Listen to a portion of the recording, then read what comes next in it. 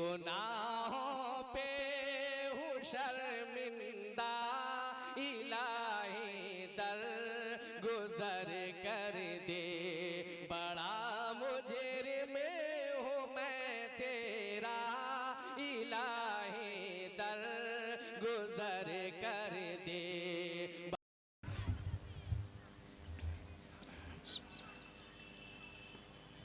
अल्हम्दुलिल्लाह रब्बिल आलमीन वस्सलातु वस्सलामु अला सय्यिदिल अंबिया'i वल मुरसलीन व अला आलिहि व अस्हाबिहि अजमईन व मन तबिअहुम बिइहसानिन इला यौमिद्दीन। अम्मा बअद। वअन अबी हुरैरत रज़ियल्लाहु तआला अन्हु क़ाल क़ाल रसूलुल्लाहि सल्लल्लाहु तआला अलैहि वसल्लम अल-मुअ्मिनुल क़विय्यु ख़ैरुन व अहब्बु इलल्लाहि मिनल मुअ्मिनिद दईफ़ व फ़ी कुल्लिन ख़ैरुन। वअन जरीर इब्न अब्दिल्लाह रज़ियल्लाहु तआला अन्हु क़ाल क़ाल बायअतु अन्नबिय्य सल्लल्लाहु अलैहि वसल्लम अला इक़ामिस सलाह व ईताइज़ ज़काह वस्सम'i वत्ताअह वन्नुस्हि लिकुल्लि मुस्लिम। औ कमा क़ाल सल्लल्लाहु तआला अलैहि वसल्लम। स्टेज पर रवन्नक अफरोज़ हज़रात उलमाए किराम, मुख्तलिफ़ मदारिस के ज़िम्मेदारान इज़ाम, सामने बैठे हुए मेरे बुज़ुर्गों और भाइयों, दाएं और बाएं बैठे हुए दोस्तों और मेरी माएँ और बहनें, अल्हम्दुलिल्लाह 3 दिन से इंडिया काशीवाड़ी का जलसा हो रहा है। अब हम थोड़ी ही देर में इस 3 दिन के जलसे के इख्तिताम की तरफ, मुकम्मल होने की तरफ जा रहे हैं। तकरीबन 11:15 बज रहे हैं। 12 सवा 12 तक इंशाअल्लाह दुआ हो जाएगी। बहुत खुशी हुई कि अल्लाह ताला ने इस गांव का ये पहला जलसा हुआ है और अल्हम्दुलिल्लाह इंतहाई चैन और सुकून और शांति के माहौल में जलसा पूरा हो रहा है। अल्लाह ताला इस जलसे के असरात को ज़ाहिर फरमाए और इलाक़े वालों के लिए और मस्जिद के लिए बेहतर फरमाए। जहाँ तक हमारे जलसों की इस्लाह का ताल्लुक़ है, आज हज़रत ने बहुत अजीब बात अभी कही कि जिस चीज़ में अच्छाई और बुराई दोनों जमा हो जाए तो बुराई की वजह से अच्छी चीज़ भी बुरी हो जाती है। तो इस जलसे में ये बाज़ार और दुकानों की वजह से जो एक मेला की शक्ल हो जाती है, इस पर कैसे काबू पाया जाए। यहाँ चूँकि उलमाए किराम भी बैठे हुए हैं और हम लोग हमारे इस पूरे ज़िले में, जो उत्तर दिनाजपुर का ज़िला है, इस ज़िले में तकरीबन 45 से 50 हमारे मदरसे हैं और इन मदरसों को चलाने की एक कमेटी है, जिस कमेटी को राब्ते मदारिस की कमेटी कहते हैं। वैसे यह कमेटी पूरे बंगाल में चलती है। आने वाले दिनों में इंशाअल्लाह इरादा हो रहा है कि हम लोग पूरे मदरसे के उलमा एक साथ हम बैठेंगे इंशाअल्लाह, और साथ ही साथ हम कोशिश करेंगे कि हमारे दिनाजपुर में हम लोगों ने पूरे ज़िले को इस कमेटी के एतबार से 10 ब्लॉक में तकसीम किया है।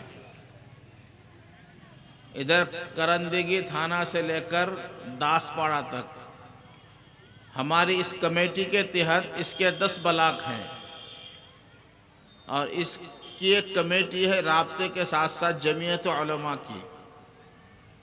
जमीयत उलमा के तहत हमने अपने ज़िले को 10 हिस्सों में तकसीम किया है। हर ब्लॉक के मातहत 10, 15, 20 करके गांव आते हैं। तो हर ब्लॉक के जितने मदरसे हैं उन मदरसों के ज़िम्मेदारों को सेक्रेटरी, ख़जानची, सदर और उलमा छोटी छोटी मीटिंगें करके एक बड़ी मीटिंग हम करने की कोशिश करेंगे इंशाअल्लाह, और कोशिश करके हम किसी नतीजे पर पहुंचेंगे। मिसाल के तौर पर हम जो जलसा करते हैं तो अमूमन हमारे इस ज़िले में जलसा के पीछे यही बात होती है कि मदरसे की आमदनी हो जाएगी, यही बात होती है आमतौर पर। यही, या मस्जिद वाले चंदा करते, जलसा करते हैं तो भाई कुछ आमदनी हो जाएगी।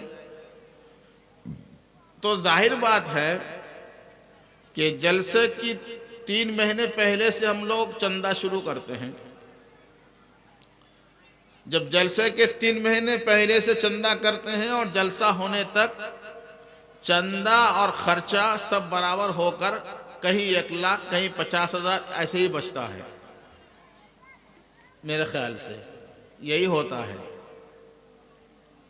तो चंदा अगर मकसद हो तो बचता है 1-1.25 लाख रुपया, और अगर हम ये कहें कि साहब मकसद है लोग दीन की बातें सुने और अमल करें, तो वो हमारे नतीजा सामने है कि हम देख रहे हैं कि जलसों में लोग कितनी दिन की बातें सुन रहे हैं। सामने हमारी माँ बहनों का मजमा होता है। माँ बहनों को भी दीन की बात सुनाना ज़रूरी है बिल्कुल, ताकि उधर से भी दीन आए। लेकिन अभी हजरत ने फरमाया कि खैर की बात को शर के रास्ते से नहीं बता सकते। अगर हम औरतों में पर्दे की बात करें और औरतें हमारे सामने हो, मेरी बात समझ में आ रही है? हम करें पर्दे की बात कि औरतों को पर्दे में होना चाहिए, और वो हमारे सामने बैठी हुई है, तो हम पर्दे की बात कर रहे हैं और वो सामने बैठी हुई है, तो उस बात का कोई असर होगा? कोई असर नहीं होगा। अच्छा, पूरे ज़िले में हमारी जमीयत को एक मकाम हासिल है। इसका हर ब्लॉक का एक सेक्रेटरी है, एक सदर है, एक खजानची है। इस तरह हम लोगों ने तकसीम किया है, और पूरे डिस्ट्रिक्ट का एक सदर भी है। और फिर इन लोगों ने तमाम ब्लॉक के ऊपर मुझको इन लोगों ने सरपरस्त बनाया है, यानी पूरे डिस्ट्रिक्ट का जमीयत जो है उसकी जिम्मेदारी और सरपरस्ती मेरे ऊपर है, उलमा के एतबार से, मदारिस के एतबार से। तो इंशाअल्लाह हम ये कोशिश करेंगे जल्दी से कोई मीटिंग देकर, या तो हम ऐसा करेंगे कि भाई 2 दिन का जलसा हो, एक दिन सिर्फ औरतों का हो, उस दिन मर्द ना आए, और एक दिन सिर्फ मर्दों का हो, जिस दिन मर्दों का हो उस दिन औरतें ना आए। यही अच्छा होगा। आप लोगों का क्या ख्याल है? यही अच्छा? बहुत अच्छी राय है माशाअल्लाह। और ये हजरत जो तशरीफ लाए थे देवबंद से आए हैं, दारुल उलूम देवबंद से। अच्छा, दारुल उलूम देवबंद पूरे हिंदुस्तान नहीं, पूरी दुनिया का मरकज है। तो हजरत अभी दुआ करके गए कि अल्लाह ताला जल्दी से कोई खैर का रास्ता निकाले। तो उनके दिल से कोई बात निकलती है, तो जिन इन बुजुर्गों के दिल से जो बात निकलेगी उसका असर होगा इंशाअल्लाह जरूर। और हमारी माँ बहनों की इस्लाह भी ज़रूरी है। घर में अगर एक औरत नमाजी बनती है तो पूरा घराना माहौल अच्छा हो जाता है। तो अल्लाह ने चाहा, मुफ्ती नबीर साहब यहाँ जिम्मेदार हैं इस इलाके के, और भी उलमा किराम यहाँ बैठे हैं, इन सब से मेरी गुजारिश होगी कि हम जल्दी से कोई जमीयत की मीटिंग करेंगे और मीटिंग करके हम किसी नतीजे पर पहुंचेंगे। और अमल करना इसलिए आसान होगा कि जलसा होता है मदरसों में ही, तो हर मदरसे की सदर, सेक्रेटरी, खजानची, जिम्मेदारों को हम बुला लेंगे, कई मीटिंग दे देंगे, बुलाकर एक रेजोल्यूशन पास करके सबको उस पर चलना है। सही है ना भाई? इंशाअल्लाह। तो इन अल्लाह ने चाहा तो चंदा भी होगा और दीन की बात भी हो जाएगी। और दीन कहते हैं मानने का नाम। मैंने अभी एक हदीस पढ़ी है, यह हदीस एक सहाबी रसूल हैं जिनका नाम है हजरत जरीर इब्न अब्दुल्ला। ये बहुत खूबसूरत सहाबी थे और बहुत आखिर ज़माने में ईमान लाए थे। खूबसूरत भी थे और खूब सीरत भी थे, शक्ल भी बहुत अच्छी थी। उलमा ने लिखा है कि इतने खूबसूरत थे हजरत जरीर इब्न अब्दुल्ला कि जैसे हमारे नबी यूसुफ अलैहिस्सलाम खूबसूरत थे, तो हमारी उम्मत में हजरत जरीर का नाम ही था यूसुफ सानी। यूसुफ सानी। जैसे यूसुफ अलैहिस्सलाम खूबसूरत थे, ऐसे ही हजरत जरीर इब्न अब्दुल्ला बहुत खूबसूरत सहाबी थे। आखिर में ईमान लाए, ज्यादा जमाना हुजूर का नहीं पाया था। समझ रहे हैं ना? तो हजरत जरीर इब्न अब्दुल्ला कहते हैं कि मैं हुजूर सल्लल्लाहु अलैहि वसल्लम के हाथ पर बैत किया। बैत समझते हैं ना? किसी अल्लाह वाले के हाथ पर हाथ रखकर तौबा करना और बात करना, मान जाना। जैसे हमारे इलाके में बुजुर्ग लोग आते हैं, पहले देवबंद से आते थे, सहारनपुर से आते थे, मुंगेर से आते थे, अभी भी आते हैं। और इलाके में भी अल्लाह ने किसी किसी को बनाया है, उनके हाथ पर लोग बैत होते हैं, तौबा करते हैं हाथ पे हाथ रखकर। कुरान से भी साबित है ये। तो हजरत जरीर इब्न अब्दुल्ला ने हुजूर सल्लल्लाहु अलैहि वसल्लम के हाथ पर बैत किया 5 बातों पर। वो कहते हैं कि मैंने हुजूर से वादा किया कि मैं 5 काम करूंगा, 5 बातों पर। समझ में आ रही बात? नंबर 1, पहली बात तो ये कहा मुझे हुजूर ने कि ऐ जरीर, तुम हमेशा नमाज की पाबंदी करना, पहली बात। दूसरी बात फरमाया कि अगर तुम्हारे ऊपर ज़कात फर्ज हो तो ज़कात अदा करना। तीसरी बात यूं कहा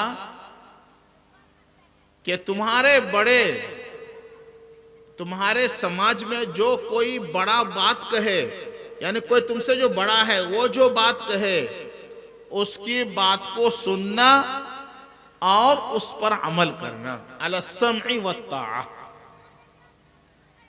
ये 4 बातें हो गई, सुनना और अमल करना। इसी को बाद लोग मिलाकर 1 भी कहते हैं और बाद इसको 2 कहते हैं। तो 4 बात हो गई। नमाज कायम करना है, अगर ज़कात फर्ज हो तो ज़कात देना है, और बड़े जो कहें उस पर अमल करना है, सुनना है और अमल करना है। तो गोया ये हदीस हजरत जरीर इब्न अब्दुल्ला हमें सुनाकर मुस्लिम समाज को तैयार किया कि मुसलमान समाज में सबसे खूबी की बात यह होगी कि इनके समाज में जो बड़े होंगे, बड़े जो बात कहेंगे सबको मानना पड़ेगा। तो हमारा इस हदीस का खुलासा ये निकला कि पूरे डिस्ट्रिक्ट के उलमा अगर एक जगह जमा होंगे और हर मदरसे के 4-5 लोग जमा होंगे और इन सब का कोई बड़ा होगा पूरे डिस्ट्रिक्ट का, तो बड़े होकर जब एक फैसले पर आएंगे और हम एक रेजोल्यूशन लेंगे, तो अल्लाह ने चाहा तो हजरत जरीर के इस हदीस की वजह से पूरे डिस्ट्रिक्ट का माहौल ठीक होगा। होगा कि नहीं होगा? अच्छा, जाहिर बात है कि जलसा आप उलमा के बगैर कर नहीं सकते, उलमा के बगैर जलसा नहीं होगा, कोई भी नहीं कर सकता, छोटा जलसा भी नहीं होगा उलमा के बगैर। तो जब उलमा एक नतीजे पर आ जाएंगे कि भाई हमको 3 दिन के जलसे में नहीं जाना है, 2 ही दिन के जलसे में जाएंगे, और वो भी इस शर्त के साथ कि 1 दिन का जलसा औरतों का होगा, एक दिन का जलसा मर्दों का होगा। जब उलमा ये तय कर लेंगे तो कोई आलिम भी उसके खिलाफ नहीं कर सकता। अगर करेगा तो कमेटी के लोग तो मौजूद थे उसमें, तो कमेटी के लोगों को हम पकड़ेंगे। अच्छा, अब ये कोई कानून ऐसा नहीं है कि जो ऐसा नहीं करेगा उसको डंडे लगाएंगे। डंडे लगाने वाली बात तो है नहीं, बल्कि ये सुन्नत है कि अला समई व ताआ, कि भाई बड़ों की बात को सुनकर मानकर चलना है, इसी में हमारी भलाई है। तो इंशाअल्लाह अज़ीज़ आने वाले दिनों में हमारे पूरे डिस्ट्रिक्ट में इंशाअल्लाह एक तब्दीली आएगी ना भाई, इंशाअल्लाह। और ये जो जलसों में एक डर लगता है, वाकईतन डर लगता है, मैं तो घबरा जाता हूँ। हमारी बच्चियाँ 10-10 साल, 15-15 साल, 20-20 साल की बच्चियाँ जलसों में आना चाहिए, मैं हम मना नहीं करते, मगर ये बेचारे शादी ब्याह की तरह मेकअप करके आती हैं, ऐसे लिबास पहनकर आती हैं कि उनको छुपकर बैठना चाहिए तो दूसरों की निगाहें उन पर पड़ती हैं। माफ करना, अपना घर का माहौल है। तो अब बताइए कि बजाय इसके कि वहां हम कोई नेकी की बात करें, रोंगटे खड़े हो जाते हैं।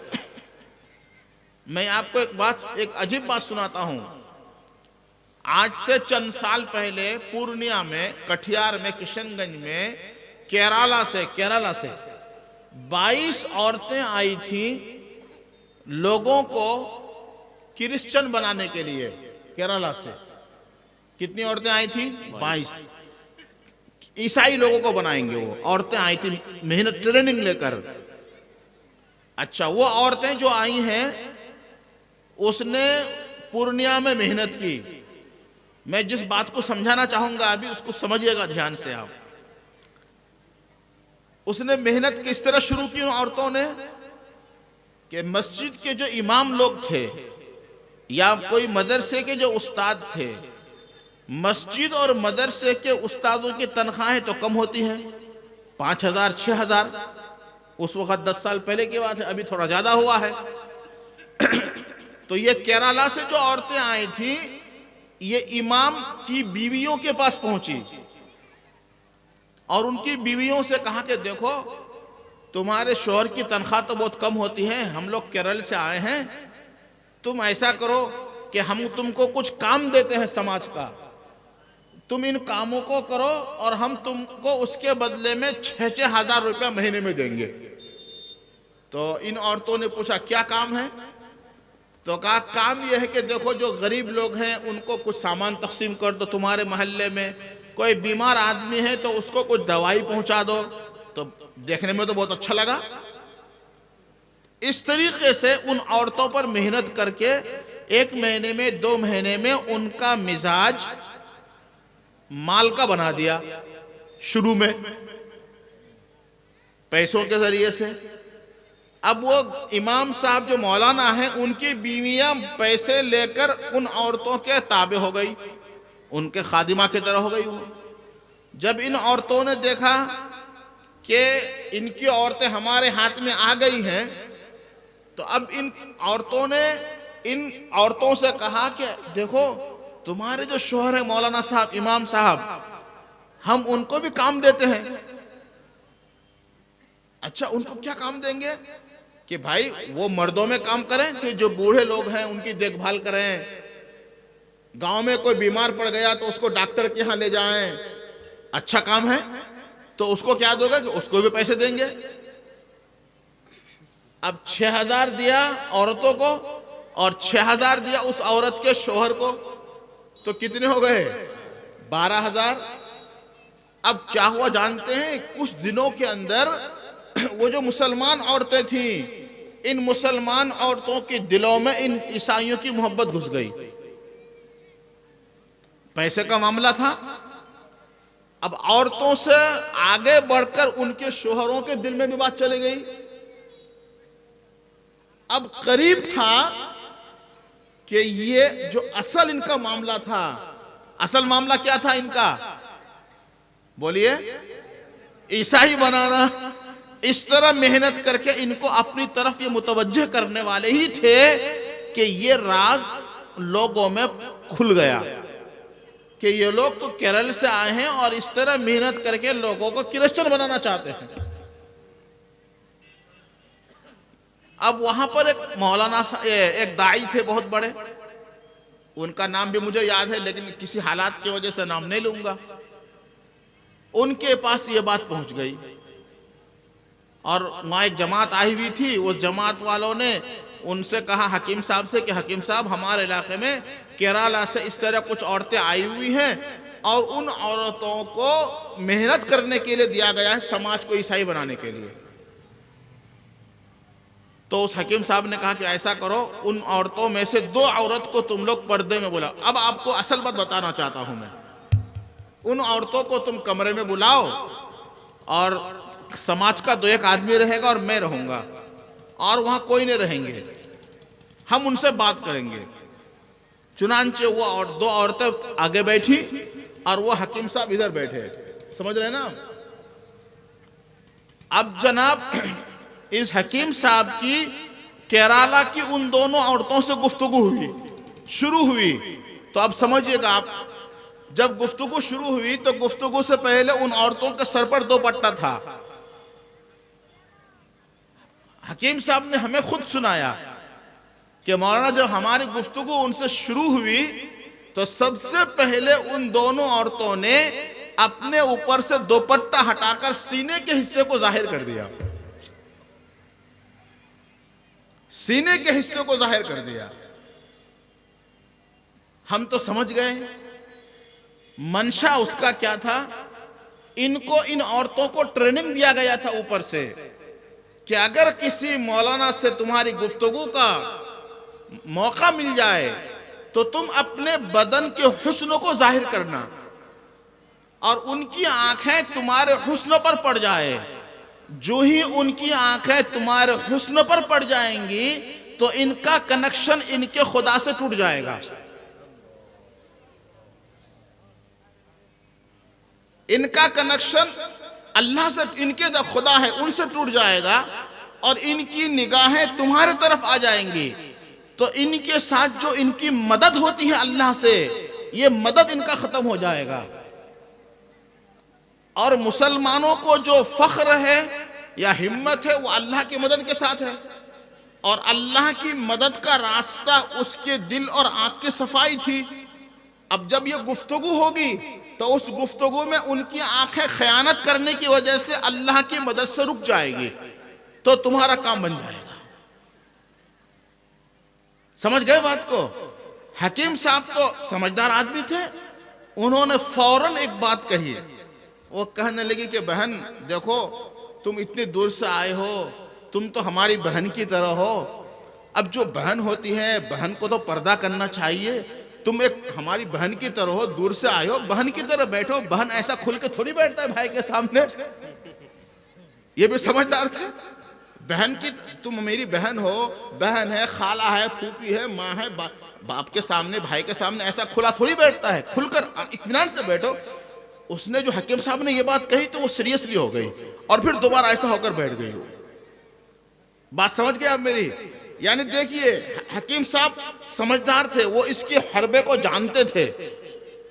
वो समझ गए कि अगर मैं इनके साथ इस हैवत पर बात करूं कि इसका अंदर का हुस्न जाहिर होने लगे तो मैं चाहे 10 घंटा भी दिन की बात करूं कोई असर नहीं करेगा। इसलिए पहले उन्होंने इसको ठीक किया। बाकी आगे की गुफ्तगू, ये आज हमारे मदरसे में जिस हकीम साहब का ये किस्सा है वो कटिहार से आए थे। आज का ये किस्सा है, आज उन्होंने ये वाकया सुनाया, आज ही, कि मौलाना हमारे साथ ये मामला हुआ था। तो मैं सुनकर बात नहीं कर रहा हूं, जिनके साथ ये मामला हुआ था उन्होंने हमें ये सारे किस्से सुनाए आज। तो गौर कीजिए, गोया के इस्लाम के जो दुश्मन हैं, ये इनकी कोशिश है कि बयान करने वालों की आंखों को भी गलती में मुब्तला कर दो। जब इनकी आंखें गलती करेगी तो दिल गलती करे। कल हमारे मदरसे में एक प्रोग्राम हुआ, पूना से आए थे सिखाने के लिए। उस प्रोग्राम का नाम है पर्सनालिटी डेवलपमेंट, शख्सियत सुधार। यानी हर आदमी कीमती है, मगर आदमी कीमती कैसे बनेगा? हर इंसान के अंदर एक छुपा हुआ खजाना है। हदीस शरीफ में भी आता है ये बात। मगर कोई आदमी अपने खजाने को पहचान नहीं सकता। तिरमिज़ी शरीफ की हदीस से अन्नासु कमादिन, इंसान जो है ना, इंसान ये सोने चांदी के खजाने की तरह है। खजाना अंदर छुपा हुआ होता है, तो हर आदमी खजाना है। ये सलीम भाई मेरे पास बैठे हुए हैं, इनमें सिर्फ इनके अंदर गुण मुझे मौजूद है। ये हमारे मौलाना बैठे हुए हैं, इनके अंदर गुण मौजूद है। ये मुफ्ती साहब मौजूद है, इनके अंदर गुण मौजूद है। ये कारी साहब मौजूद है, इनके अंदर गुण मौजूद है। हाजी साहब मौजूद है, मेरी माँ बहनें बैठी हुई है, इनके अंदर गुण मौजूद है। हर आदमी के अंदर एक गुण होता है, मगर वो गुण इस्तेमाल कैसे आएगा? पर्सनल डेवलपमेंट, यानी हर आदमी को समाज का एक कामयाब इंसान कैसे बनाया जाए, इस पर एक प्रोग्राम हुआ कल। तो उस प्रोग्राम में वो इसी बात को समझाना चाह रहे थे कि तुम में से हर आदमी कीमती है, मगर उसकी कीमत जो शुरू होती है 4 चीजों से जाहिर होती है। 4: दिल, दिमाग, रूह और जिस्म। दिल, दिमाग और दिल में एक अलग ताकत है जिसको रूह कहते हैं, रूह, और ये इंसान का जिस्म। अगर इंसान का जिस्म ठीक ठाक न हो तो कोई आदमी कुछ नहीं कर सकता। इसी वजह से अल्लाह के नबी ने एक बात कही, अल मुमिनुल कविय्यु खैरुम मिनल मुमिनिद दईफ। ताकतवर मोमिन वो बेहतर है कमजोर मोमिन से। अब आप समझेंगे कि ताकतवर मोमिन का मतलब क्या? एक तो सलीम भाई ताकतवर बैठे हुए हैं, और एक पतला दुबला आदमी हमारे मुफ्ती साहब बैठे हुए हैं। तो क्या इस हदीस का यह मतलब है कि जो बहादुर आदमी है वो ताकतवर, वो ज्यादा अफजल है कमजोर आदमी से? इस हदीस का यह मतलब है? अगर इस हदीस का यह मतलब हो तब तो फिर दुनिया में मोटा कट्टा आदमी बहुत अच्छा होगा पतला दुबला आदमी से। मगर यह मतलब इसका नहीं है। इस हदीस का मतलब यह है कि ताकतवर मोमिन का मतलब है चाहे कितना पतला दुबला आदमी क्यों ना हो, लेकिन उसका ईमान मजबूत है। लोहा लाट, यानी हालात जिस तरह भी हो जाए मैं अपने ईमान का सौदा नहीं करूंगा। हालात कुछ भी हो जाए मैं अपनी आंखों से गलती नहीं करूंगा। चाहे मुझे तन्हाई में रात रहने का मौका मिले और मेरे हाथ में नंगा मोबाइल हो, मेरा नफ्स कितना मुझे गुनाह करने के लिए कहे मैं गुनाह नहीं करूंगा। यह है ताकतवर मोमिन, क्योंकि मैं तो मोहम्मद रसूल। यह ताकतवर मोमिन हुआ। कमजोर मोमिन कौन?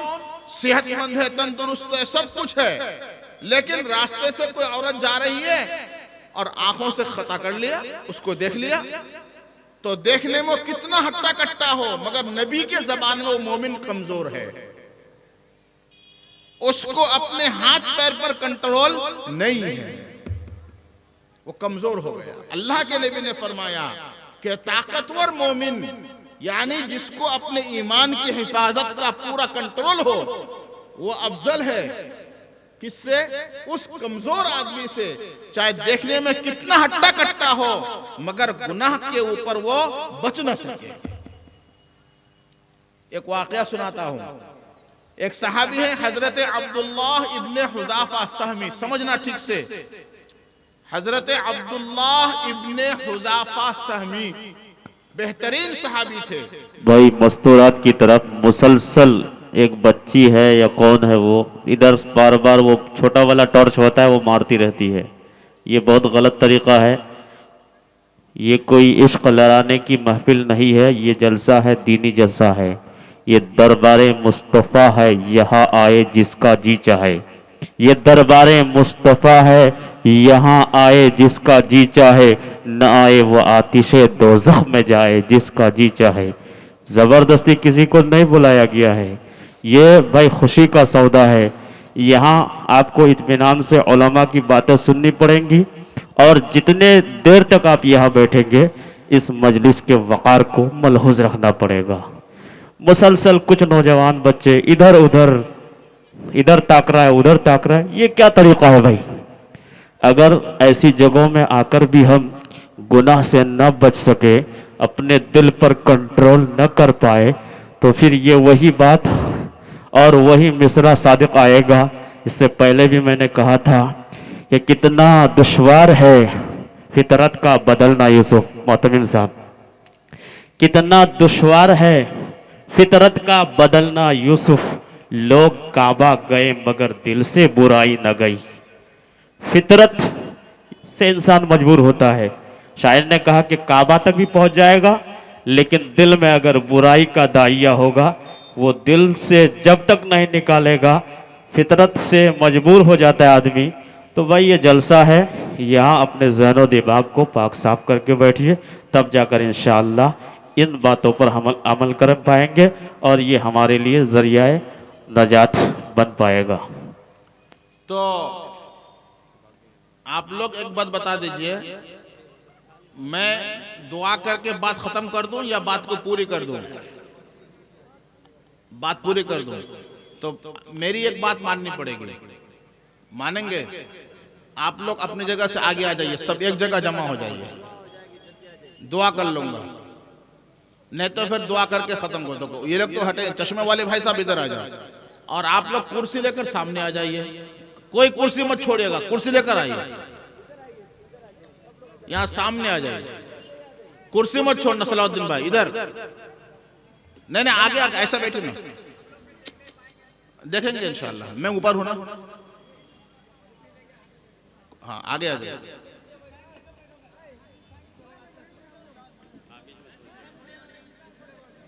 आ जाइए। नहीं मेरे सामने बैठना ही पड़ेगा, वरना हम बात बयान नहीं कर सकेंगे। सामने किसी को होना ही पड़ेगा। हमारी कुर्सी थोड़ा आगे कर दीजिए।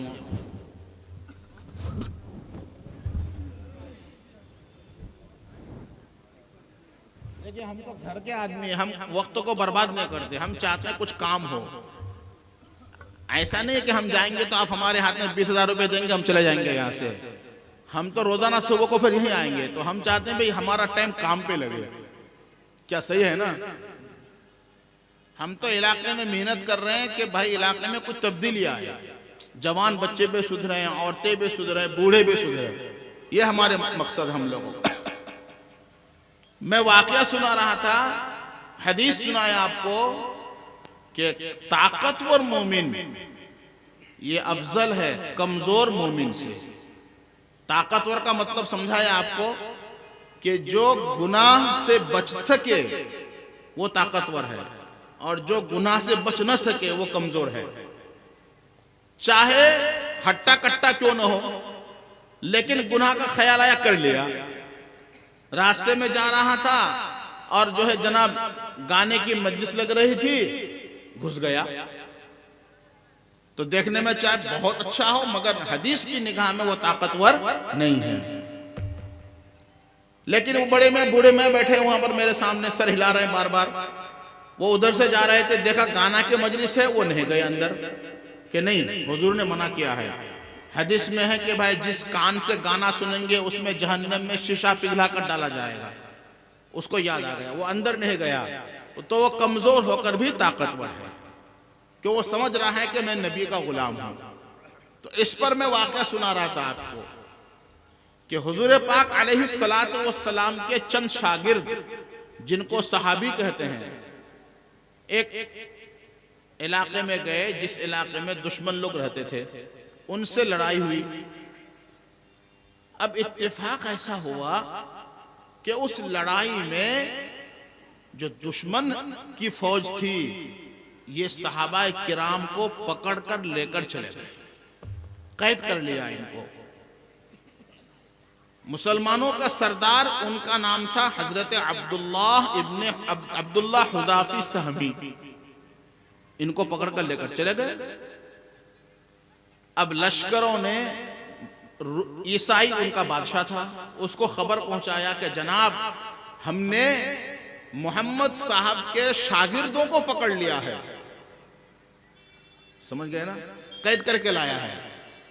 तो बादशाह तो बहुत खुश हो गया, वाह हम तो अच्छे लोगों, अच्छे यानी ऐसे लोगों को पकड़ कर लाए हैं जो किनके साथी थे, हुजूर के बस बैठने वाले, इनको पकड़ कर लाए हैं आज।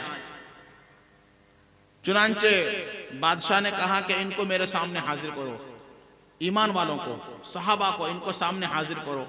बिठाया और सहाबा एक तरफ बैठे और वो दुश्मन इस्लाम जो बादशाह था वो एक तरफ बैठा। इस बादशाह ने इन मुसलमानों के सामने प्रस्ताव रखा कि देखो, हमने सुना है कि तुम मोहम्मद साहब के शागिर्द हो और तुम मुसलमान हो, हम ईसाई हैं, मगर आज तुम हमारे कब्जे में आ चुके हो। अब हम तुमसे एक प्रस्ताव रखते हैं कि हमारी जो बादशाहत है और हमारी जिस तरफ हुकूमत है, हम इस हुकूमत की आधी सल्तनत तुमको दे देंगे, आधी सल्तनत तुमको दे देंगे, तुम हमारे दिन में आ जाओ, तुम क्रिश्चियन बन जाओ, तुम गैर मुस्लिम बन जाओ, तुम काफिर बन जाओ और हम आधी हुकूमत तुमको दे देंगे। साहबा के सामने प्रस्ताव रखा। आप और हम सोचिए कि हमारे लिए तो बहुत अच्छा मामला था, ईसाई तो बनना था, बदले में क्या मिलने वाली है? बोलो भाई, बदले में क्या मिलने वाली है? आधी सल्तनत, पैसा नहीं, हुकूमत, आधी हुकूमत मिलने वाली है। हजरत अब्दुल्लाह इब्न हुज़ाफा सहमी कहने लगे कि ओ दुश्मन इस्लाम, तुम समझते हो कि हमारे दिल में दुनिया की इतनी मोहब्बत है कि हम इस दुनिया के लालच में हम नबी की गुलामी को हम छोड़ देंगे? ये आधी सल्तनत की तुम क्या बात करते हो? अगर तुम सारे मुल्क का भी हमें बादशाह बना दोगे और अपने दीन पर जाने के लिए हमें कहोगे, तो हम नबी की गुलामी को छोड़ नहीं सकते। हम तो नबी के गुलाम हैं। हम नबी के गुलाम पैसों पर नहीं बिकते, नबी के गुलाम मुल्कों पर नहीं बिकते। हुकूमत और सल्तनत तो आज की चीज है, कल की चीज नहीं। हमारे पास जो ईमान है, इस ईमान की बरकत से हमको दुनिया और आखिरत में नजात मिलेगी। इस हुकूमत से हमें क्या लेना देना है? बादशाह का तो दिमाग खराब हो गया कि कैसे लोग हैं ये, हुकूमत को ठुकरा रहे हैं। समझ रहे हैं ना? अब आप समझना, आज के जमाने में हमारा इलाका तो अल्हम्दुलिल्लाह, अल्लाह का शुक्र है, अल्लाह का शुक्र है, महफूज है कि हमारे इलाके की औरतें काफिर और लड़कों के साथ भागने का मामला अभी नहीं हुआ है, इंशाअल्लाह आइंदा भी नहीं होगा। लेकिन बड़े शहरों में सुनते हैं कि वह मुस्लिम लड़की है, गैर के साथ भाग गई, सुनते हैं ना ऐसे किस्से। अल्लाह हमारे इलाके को बचा के रखे। ये जिम्मेदारी हम लोगों की है। अगर हम घर के माहौल को ठीक रखेंगे तो हमारी बच्चियां भी ठीक रहेंगी। अल्लाह हमारी हिफाजत फरमाए। तो वो बादशाह ने अपने वजीरों से कहा कि ये तो हमारे दिन पे नहीं आया, हुकूमत की तो कदर नहीं की इसने, तो अब इनको सजा दो। सजा देने के लिए क्या तरीका इख्तियार किया सुनिए। गड्ढा खुदवाया, खंदक, और कहा बादशाह ने कि इस पे कढ़ाई रखो, कढ़ाई लोहे की। हमारा तरफ पहले कुसियार मलते थे ना, गन्ना देखते थे, 11-12 टीन डालकर गुड़ बनाते थे, ऐसा कढ़ाई रखो। कढ़ाई रखा। बादशाह ने कहा कि इस पर तेल डालो। तेल को खोला यार, गुड़ की रस की तरह, गन्ना की रस की तरह। उसके बाद बादशाह ने कहा कि कैद खाने से एक मुजरिम को लाओ और लाकर इन मुसलमानों के सामने इस मुजरिम को कढ़ाई में डाल दो। चुनांचे वो कारिंदा, बादशाह का खादिम गया, घड़ा खोदा, कढ़ाई रखा, तेल डाला, उसको गर्म किया, खौलाया और एक मुजरिम को कैद खाने से लाकर मुर्गी की तरह उसमें डाल दिया। जाहिर बात है कि 10 मिनट के अंदर वो जल भुनकर बिल्कुल वो खत्म हो गया। ये सब किसके सामने हुआ? ईमान वालों के सामने। असल तो ये बताना था, ये सब ईमान वालों के सामने हुआ। अब बादशाह ने उन ईमान वालों से कहा कि देखो, तुमने हुकूमत को ठुकरा दिया है, तुमने अपनी आंखों से देखा कि हमने उनके साथ क्या मामला किया है। अगर तुम अभी भी हमारे दीन पर नहीं आओगे क्रिश्चियन का दीन तुम नहीं कबूल करोगे तो फिर तुम्हारे साथ भी हम यही मामला करेंगे जो हमने उनके साथ किया है। अब तक तो मसला हुकूमत का था, अब मसला आ गया किसका? बोलो भाई, जान का मसला आ गया। आपको हमारा साथ देना है, आप हमारा साथ दीजिए। आपकी आंखें मेरी तरफ रहे मुकम्मल। यह भी एक बातों को समझने का तरीका है। ऐसा ना हो कि मैं आपको देखूं और आप नीचे देखते रहें, तो इसका मतलब कि आप सुन रहे हैं लेकिन समझ नहीं रहे हैं चीज को। तो हमारा साथ दीजिए आप। अब इनके लिए बहुत बड़ा मसला था, ये समझ गए कि अब हमारे साथ भी ऐसा ही करेगा, हमें भी डालेगा इसमें। ऐसा करने के बाद बादशाह ने वजीर से भेजा कि जाओ, जो इनका सरदार है उसी को पहले पकड़ के लाओ और इसी को इसमें डाल देंगे। हजरत अब्दुल्लाह की तरफ आगे बढ़ा। अल्लाह अकबर। हज़रत मौलाना मुफ्ती सलमान साहब मनसूर ने इस वाक़े को हम लोगों को सुनाया कि फिर यह हुआ कि जब हजरत को पकड़ने के लिए गए इसमें डालने के लिए, तो इनकी आंखों से आंसू निकल गए, रोना शुरू कर दिया। ये ईसाई बादशाह ये समझा कि हो ये इसलिए रो रहा है कि जलने से डर गया, जलने से डर गया इसलिए रो रहा है। तो बादशाह ने कहला के भेजा कि हम तो तुमको पहले ही कह दिए थे कि हुकूमत ले लो, हमारे दिल में आ जाओ, और अब जलने का नंबर आया तो रोने लगे। समझ रहे ना? अब तुम्हारी मोहम्मद की गुलामी कहां चली गई? छिड़ने लगा उनको। मालूम होता है कि तुम ताकतवर लोग नहीं हो, मौत से डर गए। समझ रहे मेरी बात? सुभान अल्लाह। कुर्बान जाइए कि अल्लाह ताला हजरत अब्दुल्ला के कब्र पर हजारों रहमत नाजिल फरमाए। क्या जवाब दिया? क्या है दुश्मन इस्लाम, तुम ये समझते हो कि अब्दुल्ला और उनके साथी आग में गिरने के जलने के डर से रो रहे हैं, इसलिए तुम ये बात कह रहे हो? खुदा की कसम, हम आज इसलिए रो रहे हैं कि आज हमारी जानों को अल्लाह के रास्ते में कुर्बान करने का दिन आया है इस जलाने की वजह से। तो हम ये सोच रहे हैं कि काश हम में से हर एक के पास सिर्फ एक एक जान है, एक मर्तबा डालोगे तो हम खत्म हो जाएंगे। अगर हमारे पास एक एक हजार जान होती और हर एक को तुम एक एक करके इस आग में डालते और हम सब कुर्बान हो जाते और फिर भी हमारा खुदा हमसे राजी हो जाता, तो हम इसलिए रो रहे हैं। हम इसलिए नहीं रो रहे हैं कि हमको तुम जला दोगे, हम तो ये रो रहे हैं कि एक मर्तबा जला दोगे, पता नहीं अल्लाह राजी होगा कि नहीं होगा, हम नबी के गुलामी में रहेंगे कि नहीं रहेंगे। हम तो ये समझ रहे हैं कि एक मर्तबा जल जाएं, फिर हम ठीक हो जाएं, फिर जल जाएं, फिर ठीक हो जाएं, फिर जल जाएं, फिर ठीक हो जाए, यहाँ तक कि मेरा खुदा राजी हो जाए, इसलिए हम रो रहे हैं। हम तुम्हारी मौत की डर से रो नहीं रहे। बोलिए सुभान अल्लाह। ये तो पागल हो गया बादशाह। कैसे लोग हैं ये कैसे लोग हैं?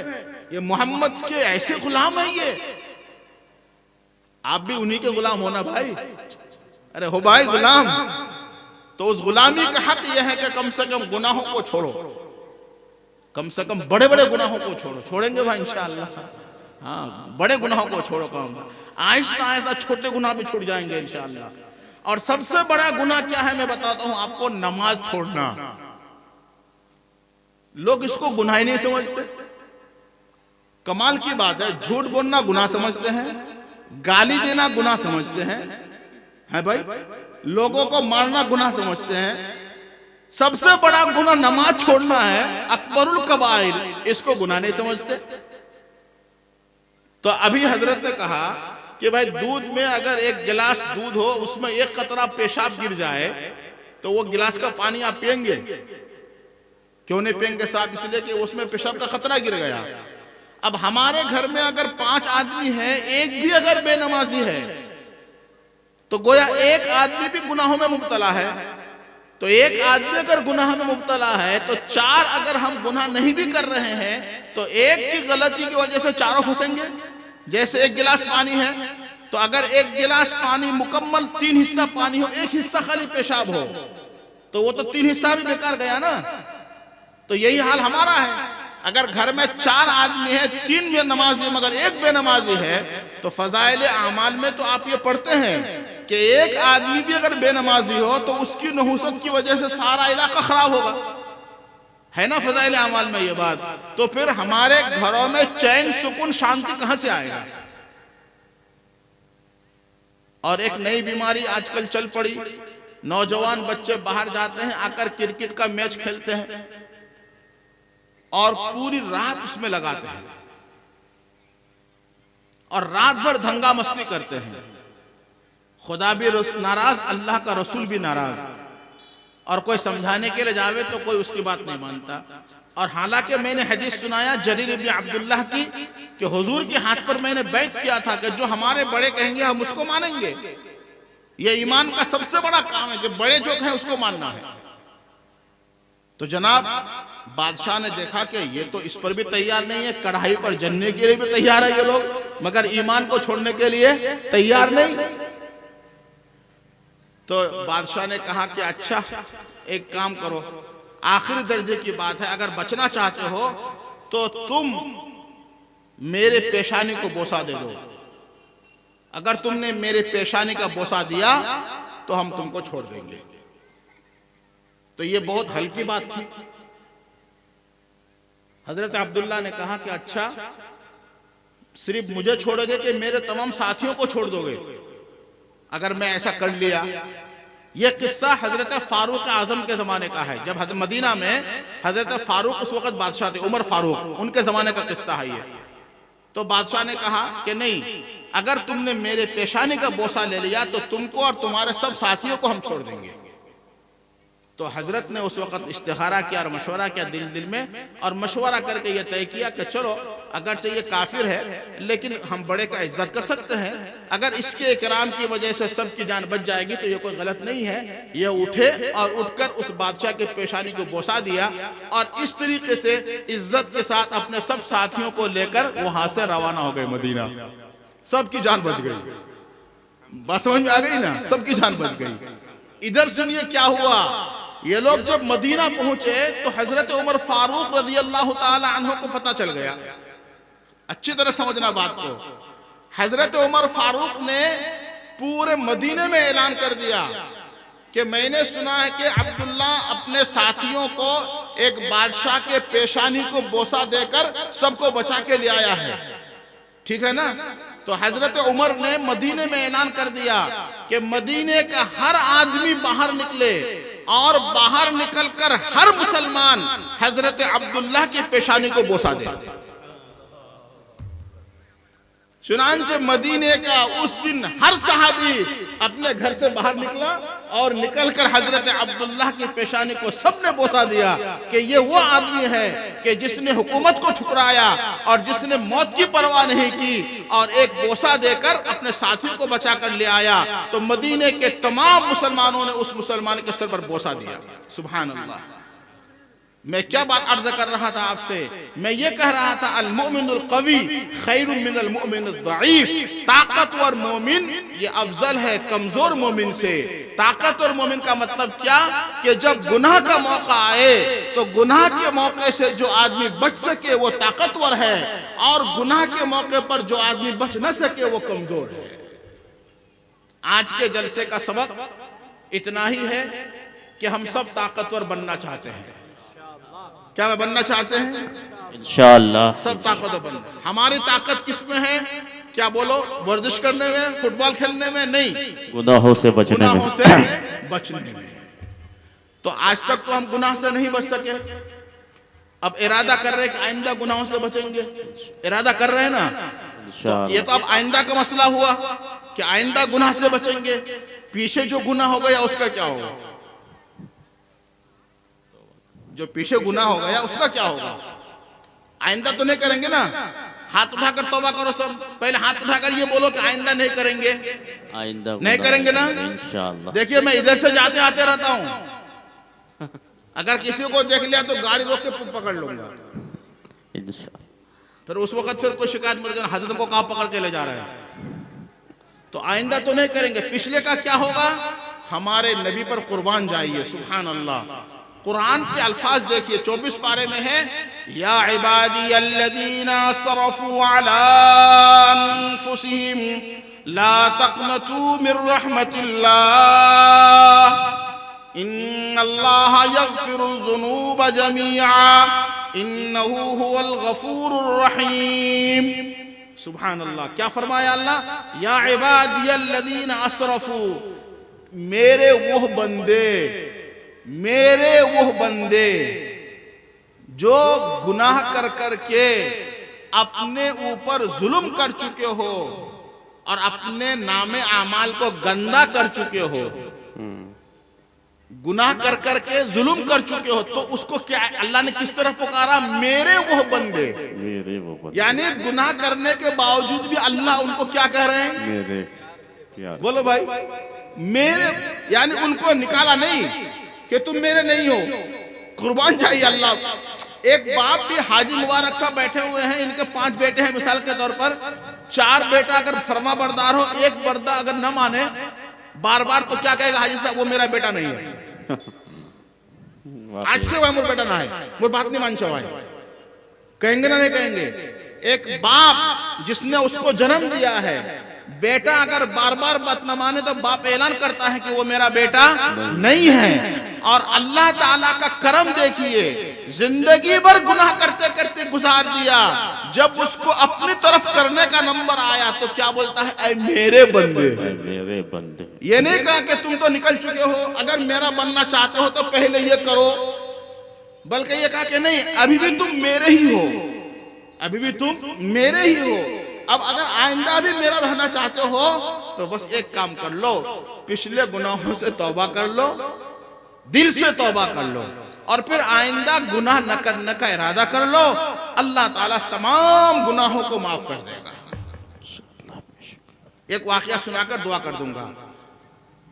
एक वाकया है बुखारी शरीफ में, तिरमिज़ी शरीफ में, कई जगह ये वाकया आया है। हुजूर सल्लल्लाहु अलैहि वसल्लम ये वाकया आपको मैं जैसे सुना रहा हूं ना, ऐसे हुजूर भी अपने सहाबा को ये किस्सा सुनाते थे। और ये किस्सा बुखारी में, तिरमिज़ी में कई जगह आया है।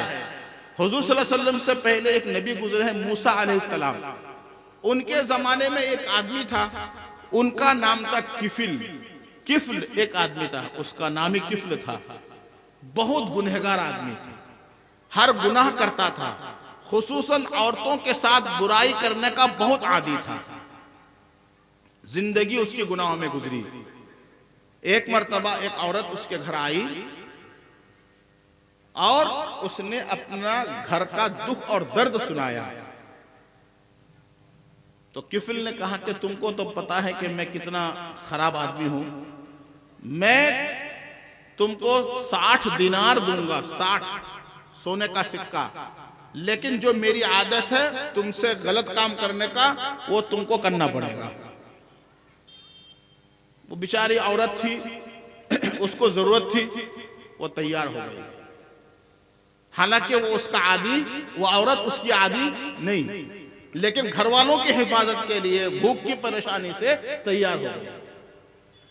अब रात का वक्त है, वो औरत आई किफल के पास और किफल ने उसको 60 दिनार दे दिए, लेकिन कहा कि जो वादा था अब मुझसे बुराई करो। अब वो औरत जब बुराई करने की बात आई, पैसे लेकर, वक्त पर वो औरत कांपने लगी, थरथराने लगी, रोने धोना शुरू कर दिया। किफिल कहने लगा कि क्यों रो रही हो, मैंने तो तुम पर कोई जुल्म नहीं किया है ना भाई, ये तो मशवरा हुआ, तुम गरीब हो, 60 दिनार मैं तुमको दूंगा, तुम अपना मुंह मुझसे काला करोगी, ये तो जुल्म नहीं किया मैंने तुम पर, तुम खुद तैयार हुए। आप लोग समझ रहे हैं नहीं बात को? तुम तो खुद तैयार हुए, क्यों रो रही हो, क्यों कांप रही हो? वो औरत कहने लगी, किफल, बात असल में यह है कि मैं कोई गंदी औरत नहीं हूं, मेरा ये पेशा नहीं है, लेकिन मेरे घर वाले भूखे हैं, उनकी परवरिश के लिए मैं इस काम पर तैयार हुई हूं। और अब मुझे ये डर लग रहा है कि अगर मैं तेरे साथ ये गुनाह करने के लिए तैयार हो गई, अगर खुदा न खास्ता जमीन फट गई या आसमां फट गया तो मैं अपने रब के पास क्या मुंह दिखाऊंगा, इसलिए मैं रो रही हूं। समझ रहे बात को, समझ रहे ना, इस पर मैं रो रही हूं। अल्लाह अकबर। औरत ने जब यह बात कही, किफल का कलीजा फट गया, आंखें उसकी खुल गई। किफल कहने लगा, ऐ बहन, तू एक मर्तबा गुनाह करने के लिए ऐसे रो रही है, और मैंने तो सारी जिंदगी गुनाहों में गुजारी, मैं तो कभी नहीं कांपा और कभी नहीं डरा, मेरा क्या होगा। अब उसे अपनी याद आ गई, तू एक गुनाह करने पर ऐसा हाल हो गया, मैं तो सारे जिंदगी गुनाह पर गुजार चुका हूं, मेरा अल्लाह के पास क्या मकाम होगा। अब उस औरत का हाथ पकड़ा और पकड़ कर कहने लगा कि ऐ मेरी बहन, तू अपना 60 दिनार भी ले ले और वो गुनाह भी मत कर, और तू मेरे अल्लाह से मेरे लिए भी तौबा कर ले, ताकि मेरा गुनाह अल्लाह माफ कर दे, और मैं तेरे हाथ पर तौबा करता हूं, आइंदा मैं कोई गुनाह नहीं करूंगा। अल्लाहु अकबर, सुभान अल्लाह। बात समझ में आ गई? किसने तौबा किया? अरे बोलो, किसने तौबा किया? बनी इसराइल। किफल ने तौबा किया। किसके हाथ पर तौबा किया? एक औरत के हाथ पर। अब आगे की बात सुनो मजे की। फरमाते हैं कि जिस वक्त ये तौबा किया है वो रात का बीच का हिस्सा था। अब इधर सुबह होने में 2-2.5 घंटे का वक्त बाकी था, सुबह होने में, और इसकी गुनाहों की जो जिंदगी गुजरी है, तकरीबन 40 साल गुजरी है गुनाहों की जिंदगी। तो रात से पहले गुनाहों की जिंदगी है 40 साल की, और सुबह होने में कितनी देर बाकी है? बोलो भाई, 2.5-3 घंटा। तो ये 2.5-3 घंटा सुबह होने में बाकी है, तो किसके बाद? तौबा के बाद या तौबा से पहले? तौबा के बाद। बोलो, हिसाब करके बताओ। तौबा के बाद। तो बगैर तौबा वाली जिंदगी कितने की? 40 साल। तौबा वाली जिंदगी कितनी? सुबह तक 2.5 घंटा। हजरत नबी करीम सल्लल्लाहु अलैहि वसल्लम फरमाते हैं कि इत्तेफाक ऐसा हुआ कि सुबह आने से पहले पहले इसका इंतकाल हो गया। किसका इंतकाल हो गया? किफल का। किसका किस्सा सुना रहा हूं मैं? बनी इस्राइल के जमाने का। उस जमाने में हुजूर ने फरमाया कि कानून ये था कि अगर कोई अच्छा आदमी होता तो उसके गेट में लिखा हुआ होता कि ये अच्छा आदमी है, बुरा आदमी होता तो उसके गेट में लिखा हुआ होता कि ये बुरा आदमी है, लिखा हुआ मिलता, लोग समझ जाते कि ये कैसा आदमी है। अब जब सुबह को लोग किफल के घर के तरफ गए तो हर आदमी देखते हैं कि उसका गेट नहीं खुल रहा है। क्या हुआ? तहकीकात की, तहकीक करके पता चला कि किफल का इंतकाल हो गया है। अब अंदर गए, अंदर जाकर देखा कि जहां वो सो रहे मगफिरत कर दी है। अब लोग परेशान हैं कि इसकी मगफिरत कैसे हो गई, इसकी तो सारी जिंदगी गुनाहों में गुजरी है, इसकी मगफिरत कैसे हो गई। बाद में राज खुला, उस औरत से पता चला कि रात को 12:30-1 बजे उसने मेरे हाथ में तौबा किया है। अब लोगों ने हिसाब करके देखा कि इसकी गुनाहों की जिंदगी है 40 साल और तौबा की जिंदगी है 2.5 घंटा। मेरे दोस्तों बताओ कि जब उसने दिल से तौबा किया तो 2.5 घंटा की जिंदगी 40 साल की जिंदगी के गुनाहों को खत्म कर दिया। सुभान अल्लाह। गुनाहों की जिंदगी 40 साल और तौबा की जिंदगी सिर्फ 2.5 घंटा। बोलो सलीम भाई, 2.5 घंटा। 2.5 घंटे की जिंदगी 40 घंटा की जिंदगी पर भारी पड़ गई। आप बताओ कि आज आप अपने दिल पर अपने आप को, अल्लाह का शुक्र है कि हम तो ऐसे तो नहीं है कि जो किफल वाला मामला है। मेरी बात नहीं समझे आप लोग? भाई किफल वाला मामला तो नहीं है ना, इंशाअल्लाह नहीं है। बेसी से बेसी हमने नमाज छोड़ा है, झूठ बोला है, हराम खाया है, यही ना। आज मेरे हाथ में आप सब तौबा करो, दिल से तौबा करो। करते हैं? बोलो कि हम झूठ नहीं बोलेंगे, हम हराम नहीं खाएंगे। मेरे साथ साथ बोलो, हम हराम नहीं खाएंगे, हम आंखों से गलत चीज नहीं देखेंगे, आइंदा हम नमाज की पाबंदी करेंगे। नमाज बोलिए, अब हम नमाज नहीं छोड़ेंगे। हमारी बहनें भी मेरे साथ साथ कहते रहे, हम अब आइंदा नमाज नहीं छोड़ेंगे, हम रोजा नहीं छोड़ेंगे, हम गुनाह नहीं करेंगे। हर आदमी तौबा कीजिए मेरे साथ, हम गुनाह नहीं करेंगे। ए अल्लाह, हम तौबा करते हैं, हमारी तौबा आप कबूल फरमाइए। कर ले भाई। अब यकीन करो कि हदीस में है अत्ताइबु मिन ज़म्बि कमल्ला ज़म्ब लहू, जो गुनाहों से तौबा कर लेता है वो ऐसा गुनाहों से पाक होता है जैसे उसका कोई गुनाह हुआ नहीं।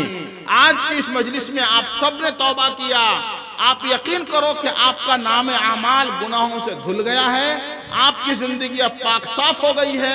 अब आइंदा की जिंदगी आप पाक साफ रखने के लिए आपने जो मुझसे वादा किया है, इस वादे पर आप कायम रहेंगे इंशाअल्लाह। खासकर इस गांव के जो लोग हैं और दूर दराज, ये सब एक ही गांव है हमारे लिए, तो सब लोग वादा करें कि हमने मौलाना मुमताज के हाथ पर तौबा किया है, हम इस तौबा पर कायम रहेंगे इंशाअल्लाह, और कल से हम इस मस्जिद को आबाद करेंगे भाई। अगर ये कर लिया आपने तो आपका जलसा कामयाब है, अगर नहीं किया आपने तो फिर अगर 1 महीने के बाद फिर 3 दिन का जलसा करो 10 लाख चंदा हो जाए, फिर 3 दिन के बाद फिर 3 दिन का जलसा करो 1 महीने का फिर 20 लाख चंदा हो जाए।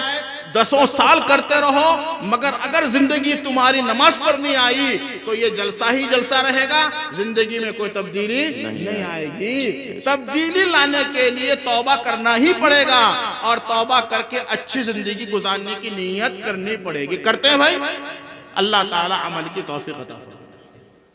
तौबा की कबूलियत के लिए थोड़ा सदका करते हैं, मैं भी देता हूं। चलिए, मुफ्ती साहब फरमा रहे हैं कि आखिरी बात यह है कि हम सब ने तौबा किया है, तौबा को कबूल होने के लिए अल्लाह के दरगाह में अपने जेब से जिसके पास जो कुछ है अल्लाह से कहिए, अल्लाह मेरी तौबा कबूल कर लीजिए, उसके लिए सदका डाल दीजिए। सदका करके दुआ करता हूं इंशाअल्लाह आपके लिए। सदका कीजिए, गांव वाले भी करें, सदका करके तौबा करें, हम सबके लिए दुआ करेंगे इंशाअल्लाह। माँ बहनें भी सदका जमा कर ले, जमा करके भेज दें यहाँ, और दिल दिल में इस्तिग़फ़ार करते रहे, अस्तग़फ़िरुल्लाह रब्बी अस्तग़फ़िरुल्लाह रब्बी, दिल से तौबा करते रहे। सब कोई जिसके पास 2 रुपया हो, 1 रुपया हो, 4 रुपया हो, इंशाअल्लाह माशाअल्लाह अल्लाह जरूर कबूल करेगा इंशाअल्लाह। माँ बहनें सदका अपना जमा कर ले, बाद में भेज दीजिएगा, वहीं पर जमा कर ले, बाद में भेज दीजिएगा। 450 वापस कर दीजिए, मेरा भी सदका कबूल कर। माशाअल्लाह माशाअल्लाह, ये रात के आखिर पहर में आप लोगों का सदका और तौबा, ये सब अल्लाह तबारक व तआला अलीम व खबीर है। सब अल्लाह तबारक व तआला अर्श पर बैठकर ये सारा नज़ारा देख रहे हैं। अल्लाहु अकबर।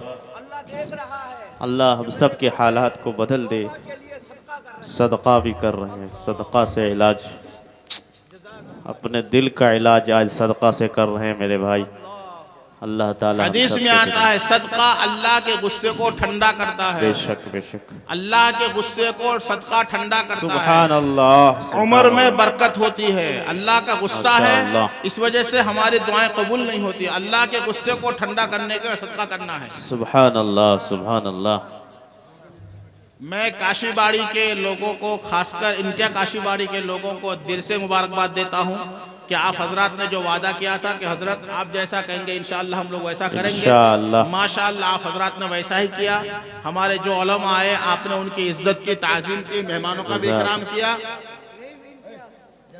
रहीम भाई इंडिया 500 और ये 50 रुपये माशाअल्लाह। रहीम भाई इंडिया चलते चलते आखिर में, आखिरी शब में अल्लाह के रास्ते में 500 रुपये। रहीम भाई इंडिया, अल्लाह ताला उनकी तमाम मुरादें पूरी फरमाएं, घर में आफियत सुकून अता फरमाएं। आमीन सुम्मा आमीन। माशा अल्लाह, अल्लाह ताला इस जज्बे को बरकरार रखे, सलामत रखे।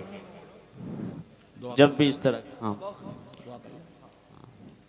इस तरह का दीन का कोई तकाजा आए तो आमन्ना सद्दक़ना कहकर बिल्कुल मैदान अमल में हम सबको कूद पड़ना है। यार आप कोई देखिए, अगर तस्बीहात लेना चाहता हूं, मुर्सा साहब से रब्ता करा, तस्बीहात लेगा ताकि फिर आइंदा जो भाई देखिए, हम लोगों ने तौबा का वादा किया हजरत के हाथ पे, और उस तौबा की नीयत से हम लोगों ने बहुत सारे सदका यहाँ जमा किए हैं।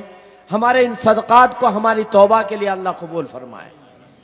लेकिन एक बुजुर्ग, एक अल्लाह वाले पीर तरीक़त, मैं कल बताया था, आप लोग कल ही बताया था कि हज़रत मुफ्ती शब्बीर अहमद साहब दामद बरकातुहुम, हज़रत मौलाना सलमान साहब गंगोही दामद बरकातुहुम, इन दोनों बुजुर्गों के खलीफा हैं हज़रत मौलाना मुमताज़ आलम साहब दामद बरकातुहुम।